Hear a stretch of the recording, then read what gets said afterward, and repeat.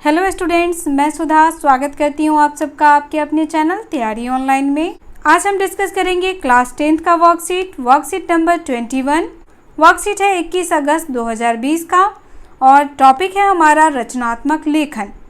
तो चलिए डिस्कस करते हैं वर्कशीट नंबर 21। अगर आप हमारे चैनल पर नए हैं तो आप हमारे चैनल को सब्सक्राइब कर लें, बेल आइकन को दबाएं ताकि सभी नोटिफिकेशन आप तक पहुँचता रहे। वीडियो पसंद आए तो इसे लाइक करें, साथ ही अपने दोस्तों को भी शेयर करें ताकि उन्हें भी वर्कशीट 21 सॉल्व करने में हमारे वीडियो से हेल्प मिल सके। तो चलिए स्टार्ट करते हैं वर्कशीट 21। वर्कशीट 21 क्लास 10th का है और यह हिंदी का रचनात्मक लेखन है। तो बच्चों यहाँ देखिए, आज का जो हमारा टॉपिक है वह पत्र लेखन से संबंधित है। तो आज हम पत्र लेखन के बारे में जानेंगे। तो चलिए देखते हैं यहाँ पे बच्चों, आज हम पत्र लेखन के बारे में बात करेंगे। पत्र लेखन एक कला है, इसीलिए पत्र लिखते समय पत्र में सहज, सरल तथा सामान्य बोलचाल की भाषा का प्रयोग करना चाहिए, जिससे पत्र को प्राप्त करने वाला पत्र में व्यक्त भावों को अच्छी प्रकार से समझ सके। पत्र लेखन के माध्यम से हम अपने भावों और विचारों को व्यक्त कर सकते हैं। पत्रों के माध्यम से एक व्यक्ति अपनी बातों को लिखकर दूसरों तक पहुंचा सकता है। जिन बातों को लोग कहने में हिचकिचाते हैं, उन बातों को पत्रों के माध्यम से आसानी से समझाया या कहा जा सकता है। तो यहाँ देखिए, सबसे पहले तो हमें समझना चाहिए पत्र लेखन क्या है। पत्र लेखन एक माध्यम है जिसके जरिए लोग अपने विचारों को दूसरों तक पहुंचा पाते हैं और दूसरे की विचारों और भावनाओं को भी पत्रों के माध्यम से समझ सकते हैं। तो पत्र क्या है? एक माध्यम है। किस चीज़ का माध्यम है? तो विचारों के आदान प्रदान का माध्यम है पत्र लेखन। पत्र लेखन के माध्यम से हम अपने विचार एक दूसरे को व्यक्त करते हैं। जैसा कि इसमें कहा गया है, पत्र के माध्यम से व्यक्ति अपनी बातों को लिख करके दूसरों तक पहुंचा सकता है। कुछ बातें ऐसी होती हैं जिसे हम सामने से कहने से हिचकिचाते हैं, तो हम उन बातों को पत्र के माध्यम से कह देते हैं और उन्हें समझ में भी आ जाता है। यानी जिन बातों को हम सोचते हैं कि अगर हम उन्हें बोलेंगे तो वह बात हो सकता है कि वह गलत तरीके से ले या समझ ना पाए। तो पत्र लेखन एक ऐसा माध्यम है जिसके माध्यम से हम अपने बातों को आसानी से दूसरों को समझा सकते हैं और दूसरे की बातों को भी आसानी से समझ सकते हैं। अब देखिए, पत्र लेखन के मुख्यतः दो प्रकार होते हैं। दो प्रकार से पत्रों को लिखा जाता है। पहला हमारा है औपचारिक पत्र और दूसरा हमारा है अनौपचारिक पत्र। तो चलिए अब देखते हैं औपचारिक पत्र कैसे लिखा जाता है। तो औपचारिक पत्र उन्हें लिखा जाता है जिनसे हमारा कोई निजी संबंध न हो। व्यवसाय से संबंधित, प्रधानाचार्य को लिखे प्रार्थना पत्र, आवेदन पत्र, सरकारी विभागों को लिखे गए पत्र, संपादक के नाम पत्र आदि औपचारिक पत्र कहलाते हैं। यानी इस प्रकार के जो भी पत्र होंगे उन्हें हम कहेंगे औपचारिक पत्र। जैसे हम सब प्रधानाचार्य को प्रार्थना पत्र लिखते हैं तो वो प्रार्थना पत्र हमारा औपचारिक पत्र में आएगा। अगर हम संपादक को पत्र लिखते हैं तो वह भी हमारा औपचारिक पत्र में आएगा। तो उसी तरह हम किसी भी विभाग को अगर हम पत्र लिखते हैं तो वह पत्र हमारा औपचारिक पत्र कहलाएगा। और औपचारिक पत्रों की भाषा सहज और शिष्टतापूर्ण होनी चाहिए। उसमें आप उन्हीं बातों को लिखें जो बातें आपके लिए मायने रखती है या जो बातें आप कहना चाहते हैं। तो हमारा पत्र जो होना चाहिए उसका भाषा सहज होना चाहिए और साथ ही शिष्टता पूर्ण होना चाहिए, यानी आदर सम्मान के साथ हमें उस पत्र को लिखना चाहिए।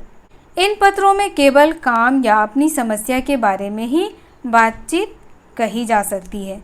जो पत्र हम अपने प्रधानाचार्य को लिखते हैं या संपादक को लिखते हैं या व्यवसाय संबंधी पत्र लिखते हैं, तो वो सारे पत्र जो हैं वह भाषा में सहज और शिष्टतापूर्ण होना चाहिए और साथ ही उसमें आपको जो भी बात कहनी है सिर्फ वही काम की बातें होनी चाहिए और अपनी समस्या के बारे में आप बात कर सकते हैं। बेवजह की बातें आप औपचारिक पत्र में नहीं लिख सकते। अगला देखिए, अगला हमारा है अनौपचारिक पत्र। अनौपचारिक पत्र जो होता है जिसमें हम अपने भाई को पत्र लिखते हैं, अपनी बहन को लिखते हैं, अपने माता पिता को लिखते हैं, अपने दोस्तों को लिखते हैं, सगे संबंधियों को लिखते हैं, तो वो सारे पत्र किस में आ जाते हैं? अनौपचारिक पत्र में। यहाँ देखिए क्या लिखा है, अनौपचारिक पत्र उन लोगों को लिखा जाता है जिनसे हमारा व्यक्तिगत संबंध होता है।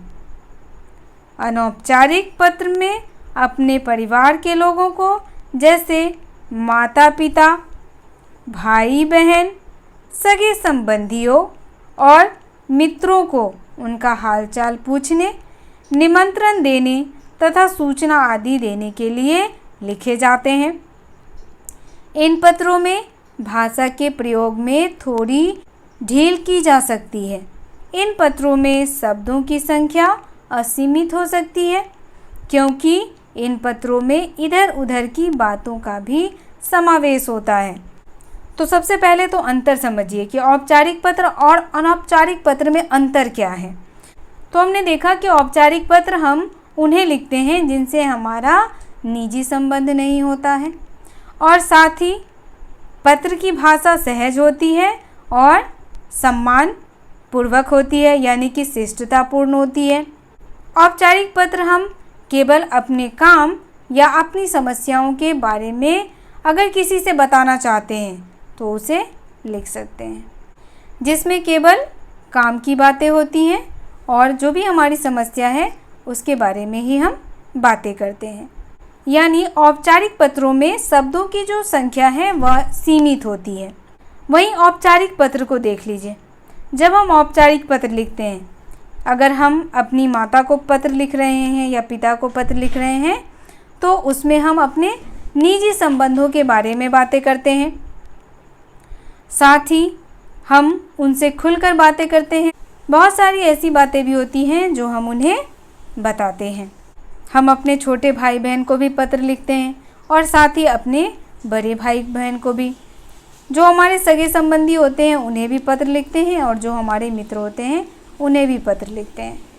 और इन पत्रों में हम उन सारी भाषाओं का प्रयोग करते हैं जो हम करना चाहते हैं। और अनौपचारिक पत्रों में बहुत सारी इधर उधर की बातें भी हम करते हैं। अब यहाँ देखिए, उदाहरण के तौर पे दिया हुआ है, अनुमान लगाकर रिक्त स्थान में बॉक्स में उचित शब्दों को भरिए और किसी भी विषय पर एक औपचारिक पत्र लिखने का अभ्यास कीजिए। अब यहाँ देखिए, हमें एक औपचारिक पत्र लिखना है। यहाँ एक बॉक्स दिया हुआ है। इस बॉक्स में हमें क्या करना है, उन शब्दों को भरना है जो यहाँ पे दिया हुआ है। तो यहाँ देखिए, पहले तो देखिए यह पत्र लिखा किसको गया है, सेवा में। पहले जगह पे क्या भराएगा, दूसरे पे क्या भराएगा, तीसरे में क्या, और चौथे में दिनांक आएगा, पांचवें में विषय आएगा कि किस विषय पे हम पत्र लिख रहे हैं। तो सबसे पहले हम इसे पढ़ के देखेंगे कि यह पत्र जो है वह किस चीज़ से संबंधित है। महोदय, जन जन की आवाज़ जन जन तक पहुँचाने के लिए प्रसिद्ध आपके पत्र के माध्यम से मैं विद्यालय में योग शिक्षा के महत्व को प्रत्येक व्यक्ति तक पहुँचाना चाहता हूँ। योग शिक्षा के माध्यम से विद्यार्थी स्वास्थ्य के प्रति जागरूक होंगे। योग शिक्षा उनके स्वास्थ्य के लिए बहुत अधिक लाभदायक है। योग के माध्यम से वे अपने शरीर के नकारात्मक ऊर्जा को बाहर निकाल सकते हैं और सकारात्मक ऊर्जा को ग्रहण कर सकते हैं। योग के जरिए वे अपने तन मन दोनों को स्वस्थ रख सकते हैं और उनके सर्वांगीण विकास में भी सहायता मिलती रहेगी। अतः आपसे विनम्र निवेदन है कि आप अपने समाचार पत्र के माध्यम से पाठकों को योग के प्रति जागरूक करें और लोगों को योग शिक्षा ग्रहण करने के लिए आग्रह करें। धन्यवाद, भवदीय। और यहाँ देखिए, ये खाली जगह है, यहाँ हमें फिल करना है। क्या फिल होगा? तो सबसे पहले जो हमने पत्र पढ़ा, हमने यहाँ पे जो पत्र पढ़ा उसे हम किस प्रकार का पत्र कहेंगे? तो यहाँ देखिए, जो हमने पत्र पढ़ा है इसे हम कहेंगे औपचारिक पत्र। अब कैसे समझ आया कि यह एक औपचारिक पत्र है?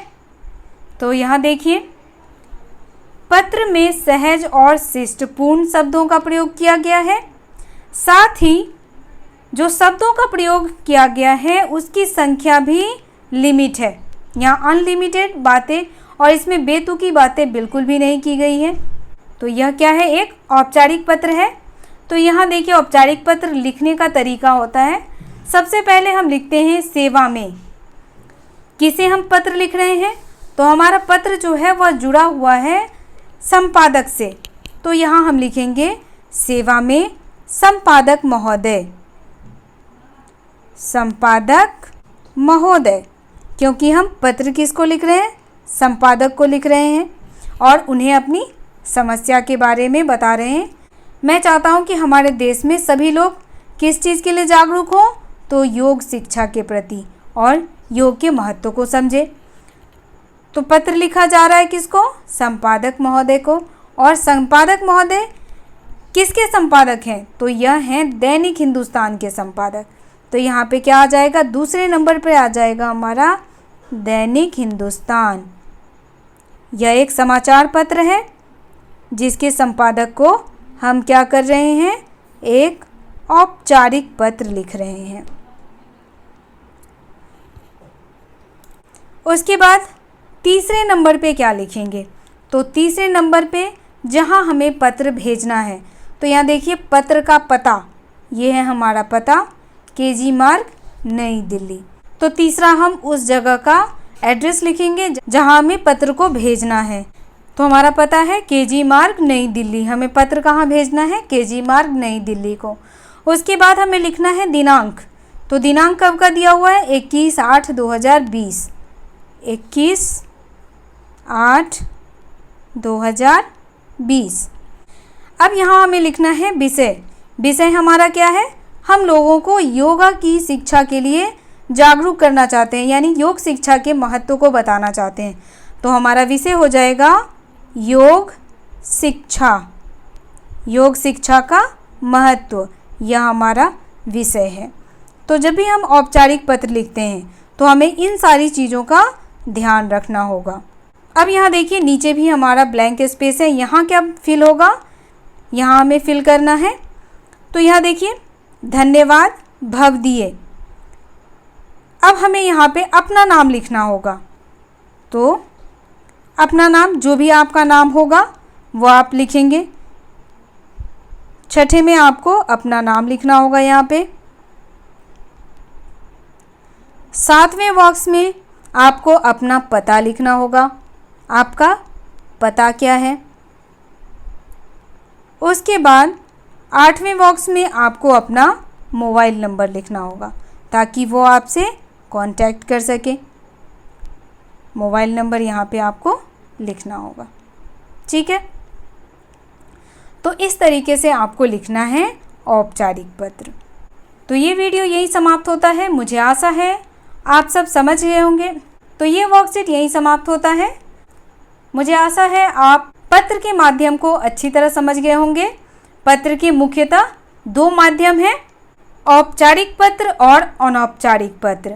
हम इन्हीं दो माध्यमों का प्रयोग कर अपने विचारों का आदान प्रदान करते हैं। वीडियो आपको कैसा लगा आप हमें कमेंट करके बताएं। अगर आप हमारे चैनल पर नए हैं तो आप हमारे चैनल को सब्सक्राइब कर लें। वीडियो पसंद आया हो तो इसे लाइक करें, साथ ही अपने दोस्तों को भी शेयर करें ताकि उन्हें भी हमारे वीडियो से इस वर्कशीट को सॉल्व करने में हेल्प मिल सके। आप हमें इंस्टाग्राम, टेलीग्राम और फेसबुक पर भी फॉलो कर सकते हैं। डिस्क्रिप्शन में आपको इसका लिंक मिल जाएगा। तो मिलते हैं अगले वीडियो में। आप सबका धन्यवाद।